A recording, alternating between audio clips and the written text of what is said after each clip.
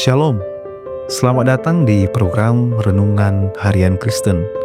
Saya berdoa bagi Anda yang mendengarkan program ini selalu diberkati Tuhan di dalam setiap pekerjaan, usaha, dan studi, dan apapun yang menjadi cita-cita dan keinginan kalian, Tuhan Yesus buat berhasil. Puji nama Tuhan, selamat mendengarkan kabar baik hari ini. Tuhan Yesus memberkati. Roma 8 ayatnya yang ke-31. Sebab itu, apakah yang akan kita katakan tentang semuanya itu? Jika Allah di pihak kita, siapakah yang akan melawan kita? Roma 8 ayatnya yang ke-31 terdiri dari pertanyaan retorikal yang penuh kuasa, dan saya mendorong Anda untuk menghafalkannya. Sayangnya, masih ada beberapa orang percaya pada masa kini yang sedang bertanya-tanya, apakah Tuhan itu benar-benar berpihak kepadaku?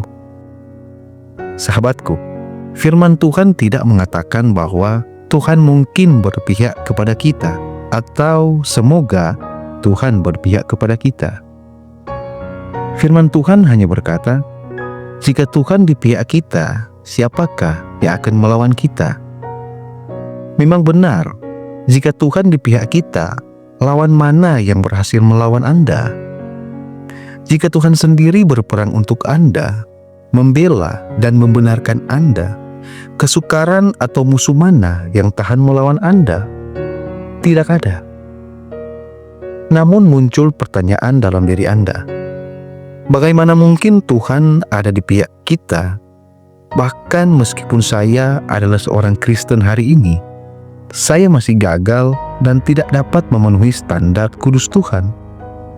Saya kadang-kadang masih kehilangan kesabaran saya di jalan. Dan dari waktu ke waktu, saya masih marah kepada istri dan anak-anak saya. Mengapa Tuhan ada di pihak saya ketika saya gagal? Tidak tahukah Anda bahwa Tuhan itu kudus? Semua itu adalah pertanyaan yang hebat. Biarlah saya memberitahukan alasan mengapa Tuhan ada di pihak kita. Jawabannya ditemukan dalam salib. Darah yang Yesus Kristus curahkan di salib membuat Tuhan berada di pihak Anda. Hari ini, Tuhan berada di pihak Anda bahkan ketika Anda gagal, karena darah Yesus telah menyucikan Anda sehingga Anda menjadi lebih putih dari salju. Ingatkah Anda apa yang terjadi pada malam Paskah? Bangsa Israel membubuhkan darah anak domba di ambang pintu mereka. Apakah fungsi darah itu? Darah itu menempatkan Tuhan di pihak mereka. Tidak ada keluarga yang membubuhkan darah pada ambang pintu mereka yang harus takut pada kematian anak sulung mereka.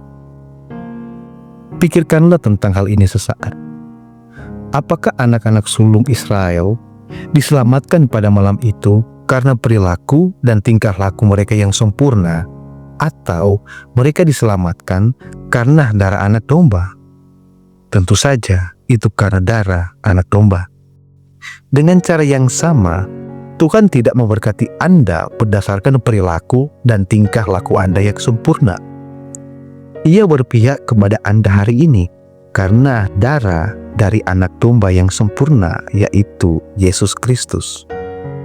Itulah sebabnya mengapa sebagai orang-orang percaya pada masa kini, kita tidak perlu bertarung untuk diri kita sendiri.